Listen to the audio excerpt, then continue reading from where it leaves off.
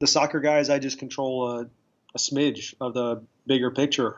They're out on the field, and when they're out on the field, I might have some input in terms of what we do, of the fitness work, and the loads from day to day. But the reality is, even if you had full control on designing the session, there's going to be some guys out of the 30 guys on the pitch that might do as much as 25, 30% more as another guy, just because that's how they play. So if we looked at what their distance was run and their high intensity sprints and so forth, it's just a nightmare trying to kind of match one person to the next just simply based off of what was written on paper.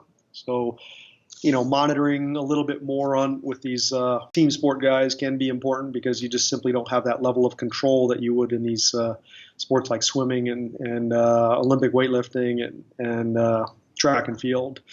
And then get it in no matter what. It's basically a non-negotiable. We're going to do something every week.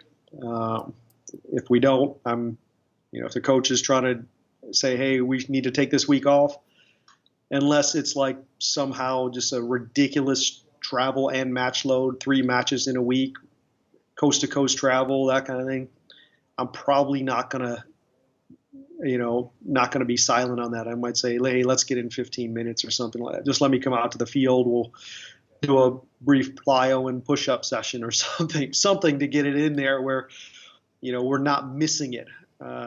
Is basically a non-negotiable. We're going to get it in somehow, no matter if it's 15 minutes or proper session. And, even in those scenarios, you still got guys that aren't traveling that can still be training full on. The guys that don't travel or aren't playing all the time, get them in. It's no excuse for them to take the time off like they're playing all the time. They're already on the cusp of being in the first team, basically, in the starting squad.